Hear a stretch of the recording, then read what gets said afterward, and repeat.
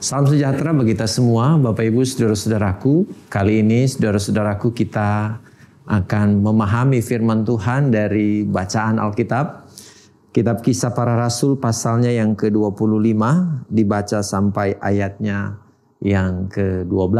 Dari bacaan Alkitab ini, gereja kita memberi tema terkait dengan firman Tuhan yang akan kita baca, yaitu hidup taat menurut hukum.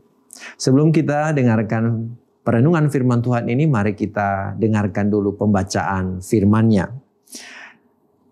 3 hari sesudah tiba di provinsi itu, berangkatlah Festus dari Kaisarea ke Yerusalem. Di situ imam-imam kepala dan orang-orang Yahudi yang terkemuka datang menghadap dia dan menyampaikan dakwaan terhadap Paulus. Kepadanya mereka meminta suatu anugerah yang merugikan Paulus, yaitu untuk menyuruh Paulus datang ke Yerusalem, sebab mereka sedang membuat rencana untuk membunuh dia di tengah jalan. Tetapi Festus menjawab bahwa Paulus tetap ditahan di Kaisarea dan bahwa ia sendiri bermaksud untuk segera kembali ke sana. Katanya, "Karena itu baiklah orang-orang yang berwenang di antara kamu turut ke sana bersama-sama dengan aku dan mengajukan dakwaan terhadap dia jika ada kesalahannya." Festus tinggal tidak lebih daripada 8 atau 10 hari di Yerusalem. Sesudah itu ia pulang ke Kaisarea. Pada keesokan harinya ia mengadakan sidang pengadilan dan menyuruh menghadapkan Paulus. Sesudah Paulus tiba di situ, semua orang Yahudi yang datang dari Yerusalem berdiri mengelilinginya dan mereka mengemukakan banyak tuduhan berat terhadap dia yang tidak dapat mereka buktikan. Sebaliknya Paulus membela diri, katanya, "Aku sedikit pun tidak bersalah baik terhadap hukum Taurat orang Yahudi maupun terhadap bait Allah atau terhadap Kaisar." Tetapi Festus yang hendak mengambil hati orang Yahudi menjawab Paulus, katanya, "Apakah engkau bersedia pergi ke Yerusalem supaya engkau dihakimi di sana di hadapanku tentang perkara ini?" Tetapi kata Paulus, "Aku sendiri berdiri di sini di hadapan pengadilan Kaisar dan disinilah aku harus dihakimi. Seperti engkau sendiri tahu benar-benar sedikit pun aku tidak berbuat salah terhadap orang Yahudi. Jadi jika aku benar-benar bersalah dan berbuat sesuatu kejahatan yang setimpal dengan hukum mati, aku rela mati. Tetapi jika aku yang mereka tuduhkan itu terhadap aku ternyata tidak benar, tidak ada seorang pun yang berhak menyerahkan aku sebagai suatu anugerah kepada mereka. Aku naik banding kepada Kaisar." Setelah berunding dengan anggota-anggota pengadilan, Festus menjawab, "Engkau telah naik banding kepada Kaisar. Jadi engkau harus pergi menghadap Kaisar." Demikian saudara-saudaraku sabda Tuhan. Tentu kiranya kita memohon hikmat dari Tuhan untuk bisa memahami pembacaan firman Tuhan ini. Saudara-saudaraku yang terkasih, saya teringat akan sebuah film yang kemudian dia tayang tahun 2018. Film ini diberi judul Peppermint. Menceritakan seorang ibu yang kemudian beralih dari seorang ibu rumah tangga menjadi seorang yang kemudian ganas dan beringas. Kejadian ini mengisahkan tentang seorang ibu yang mencari keadilan ketika suami dan anak-anaknya itu dibunuh oleh penjahat. Peristiwa itu dia saksikan sehingga dia bisa mengenali penjahat-penjahat yang membunuh keluarganya. Dalam hal ini suami dan anak-anak. Ketika dia kemudian sadar dari komanya di rumah sakit, dia kemudian menuntut keadilan. Dia datang ke polisi, lalu kemudian menceritakan pengalaman yang kemudian dia alami. Tapi sangat disayangkan, Bapak Ibu saudara-saudaraku, cerita ini kemudian menunjukkan bahwa upaya ibu ini untuk mencari keadilan lewat sistem hukum pada waktu itu tidak dia dapat. Karena aparat hukum, polisi, hakim pada waktu itu bisa dibeli dengan uang. Mereka menerima suap sehingga pada akhirnya keadilan tidak didapat oleh seorang ibu. Singkat cerita, saudara-saudaraku, waktu berlalu, lalu kemudian 5 tahun sesudah kejadian itu, ibu ini berubah dari seorang ibu rumah tangga yang kemudian sering masak di rumah, sekarang menjadi seorang yang membela keinginannya karena pada akhirnya dia tidak bisa mendapatkan hak untuk mendapatkan keadilan pada sistem hukum pada waktu itu. Ada perubahan dari seorang ibu yang mengurus rumah tangga sekarang menjadi seorang yang mencari keadilan di jalanan.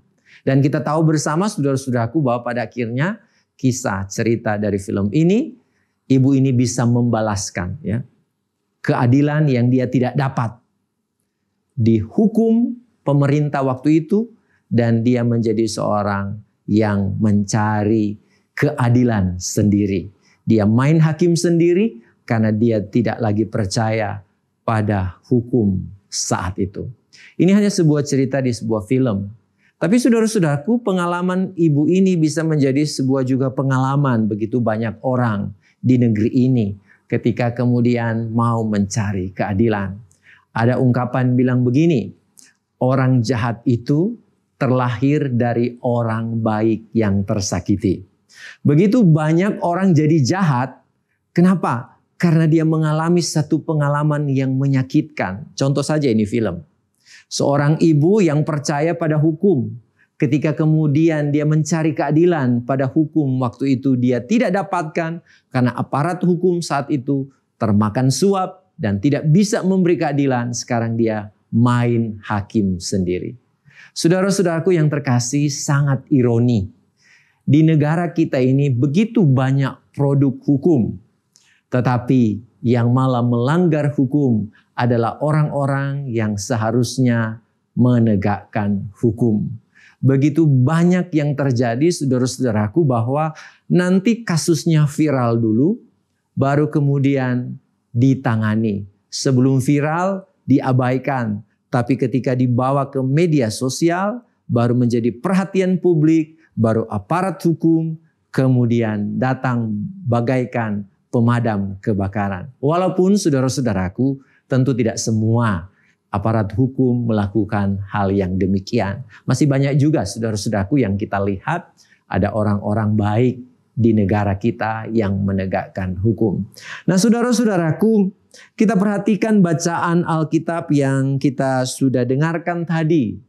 Dalam sorotan tema minggu ini, hidup taat menurut hukum. Bagaimana posisi kita orang Kristen ketika kita harus mentaati hukum yang ada di negara kita? Saudara-saudaraku, ini mengambillah satu latar belakang pengalaman yang dialami oleh Paulus. Dalam bacaan Alkitab ini, Paulus berhadapan dengan dua kekuatan. Yang pertama, sisi keagamaan, yaitu kelompok mayoritas, yaitu agama Yahudi waktu itu. Tapi yang kedua adalah sisi politisnya, pemerintah, penguasa pada waktu itu. Nah saudara-saudaraku, dikatakan dalam bacaan Alkitab kita ini, Paulus diperhadapkan dengan satu perbuatan yang sebenarnya tidak ditemukan kesalahan. Dia didakwa untuk satu perbuatan yang dia tidak pernah perbuat. Jadi boleh dikata bahwa kasus yang kemudian dialami oleh Paulus ini hanya kasus akal-akalan. Atau kalau bahasa sekarang, Paulus itu dikriminalisasi, dipolitisasi masalahnya. Ini kan hanya masalah agama. Tapi kemudian oleh pemuka-pemuka atau imam-imam kepala orang-orang Yahudi membawa ranah ini kepada hukum negara. Ya harus diproses kalau dalam cerita ini. Nah saudara-saudaraku, baik sisi politisnya, pemerintah, penguasa pada waktu itu, maupun agama Yahudi pada waktu itu, sama-sama boleh dikata itu saling menguntungkan satu dengan yang lain. Walaupun kita tahu bagaimana perjalanan hubungan orang Yahudi dengan pemerintah Romawi, ya, bagaimana orang Yahudi menganggap orang Romawi atau pemerintah penguasa Romawi pada waktu itu kafir, ya. Mereka datang menindas mereka sehingga dianggap mereka ini orang-orang yang najis, kotor. Tapi dalam kasus ini saudara-saudaraku kita melihat dua kelompok yang bertikai kepentingan tapi bisa menyatu untuk tujuan yang sama. Yaitu apa? Paulus. Di sini kita melihat bagaimana kasus yang dialami oleh Paulus. Dia diperhadapkan oleh dua kekuatan yang kemudian Paulus sadar dia tidak bisa mendapatkan keadilan di sana. Sebab dikatakan dalam ayatnya yang kedua, imam-imam kepala orang-orang Yahudi menghadap dia, maksud di sini adalah Festus, untuk meminta suatu anugerah yang merugikan Paulus, yaitu agar Paulus bisa datang ke Yerusalem. Tapi tujuannya adalah bukan untuk memberikan keadilan kepada Paulus, tapi tujuan mereka adalah supaya mereka punya peluang untuk bisa membunuh Paulus dalam perjalanan. Menarik saudara-saudaraku kalau kita melihat bacaan ini. Bahwa yang merencanakan kejahatan bukanlah orang-orang yang tak beragama. Yang merencanakan kejahatan bukanlah orang-orang yang kemudian jauh dari kebenaran. Orang kafir lah, orang yang kemudian ateis lah kalau kita bisa bahasakan demikian. Tapi orang yang merencanakan kejahatan membunuh adalah mereka yang disebut imam-imam kepala. Orang-orang Yahudi yang kita tahu adalah orang yang beragama. Namun saudara-saudaraku, karena kebencian, kesucian, kesalehan, mereka abaikan. Hanya untuk apa? Membalas dendam, ketidaksukaan mereka pada Paulus. Ini memang aneh. Mereka yang menyebut diri kaum agamawan, tapi dari sanalah muncul kejahatan. Nah saudara-saudaraku, sekali lagi kita melihat apa yang dihadapi oleh Paulus. Dia tidak hanya berhadapan dengan komunitas agama besar waktu itu, tapi dia juga berhadapan dengan kekuatan politik penguasa pada waktu itu. Yang dalam bagian Alkitab ini seperti di dalam ayatnya yang ke-9. Festus hendak mengambil hati orang Yahudi. Jadi kita bisa bayangkan saudara-saudaraku, seseorang yang diharapkan memberikan keadilan pada Paulus, tapi malah berpihak dan kemudian tanda petik main mata dengan orang yang kemudian hanya akan merugikan Paulus. Tentu keadilan tidak bisa didapat. Sebab orang Yahudi punya rencana yang jahat. Tapi Festus mau mengambil hati. Supaya apa? Jangan kelompok yang besar ini bisa mengganggu stabilitas keamanan di daerah yang dia pimpin. Apalagi dia baru di sana. Dia baru menggantikan pemimpin yang lama. Sehingga bicara agar supaya kepemimpinan itu bisa sukses. Maka dia kemudian mencari aman dengan apa? Bergaul atau mengambil hati orang-orang Yahudi. Tentu sebagai seorang politikus waktu itu, dia sadar kekuatan orang Yahudi ini besar. Kalau dia kemudian mengambil keputusan yang merugikan kalangan orang Yahudi, ini bisa jadi ancaman. Dan ini bisa mengganggu stabilitas politik selama dia memimpin. Nah saudara-saudara yang terkasih dalam Tuhan, Paulus berhadapan dan dikelilingi oleh orang-orang yang kemudian tidak bisa memberikan keadilan kepadanya. Tapi di sini kita belajar saudara-saudaraku dari Paulus soal bagaimana dia menggunakan instrumen-instrumen atau sistem-sistem hukum pada waktu itu untuk mendapatkan keadilan. Dia tidak menggerakkan massa, dia tidak memobilisasi massa buat kerusuhan. Kenapa? Karena ini sudah tidak beres. Tapi sebaliknya, dengan hikmat Allah, dia menggunakan hukum yang ada pada waktu itu. Di sini dalam bacaan Alkitab kita melihat bagaimana Paulus bersikap bijak. Ketika dia diperhadapkan dengan ketidakadilan, dia tidak berdiam diri. Firman berkata dalam ayat 8, sebaliknya Paulus membela diri. Saudara-saudaraku, apa yang tentu kita bisa pelajari dari teladan Paulus dalam bacaan Alkitab ini? Di tengah ketidakadilan yang kita alami, bisa saja kita bersikap emosional dengan segala perlakuan-perlakuan yang kita alami.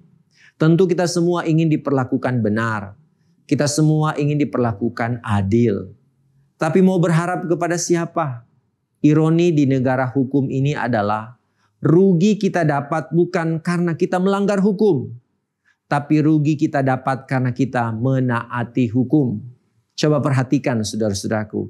Malah orang yang kemudian mau menegakkan kebenaran, hukum yang sebenarnya malah dilengsarkan, malah dijauhi, malah kemudian dijadikan musuh. Hukum hanya berpihak seolah-olah kepada mereka yang punya kepentingan. Seringkali kita mendengar hukum garang ke bawah, tapi dia tidak garang ketika kemudian hukum itu menimpa orang-orang yang kemudian dekat dengan penguasa ataupun pejabat ataupun pemimpin-pemimpin. Saudara, ini kenyataan yang kita hadapi. Bagaimana kita bersikap? Apakah kita harus berdiam diri melihat ketidakadilan ini? Paulus memberi contoh kepada kita. Pertama, kebenaran, keadilan itu harus disuarakan. Di sini Paulus kasih contoh. Ketika dia difitnah, diberikan dakwaan yang tidak benar, dia tidak hanya berdiam diri, tapi dia bersuara. Dia kemudian dikatakan membela diri. Yang berikut saudaraku, walaupun Paulus bersuara, dia membela diri, tapi selanjutnya kita belajar dari Paulus adalah dia menggunakan sistem hukum untuk mendapatkan keadilan. Aku mau naik banding ke Kaisar. Dia tidak mendapatkan keadilan di hadapan Festus. Tapi tentu dia sadar, apapun yang bisa jadi ruang untuk menemukan keadilan, itu yang dia perjuangkan. Dan ini tentu jadi refleksi bersama bagi kita sebagai anak-anak Tuhan. Bagaimana kita bersikap di tengah dunia ini, di tengah negara kita yang sementara memperjuangkan keadilan. Mari kita jadi pelaku-pelaku kebenaran yang kemudian mampu menghadirkan damai sejahtera dari Tuhan. Jangan biarkan kita jadi orang-orang yang seperti pemuka-pemuka, imam-imam kepala, orang-orang Yahudi yang hanya mau mencari kesalahan.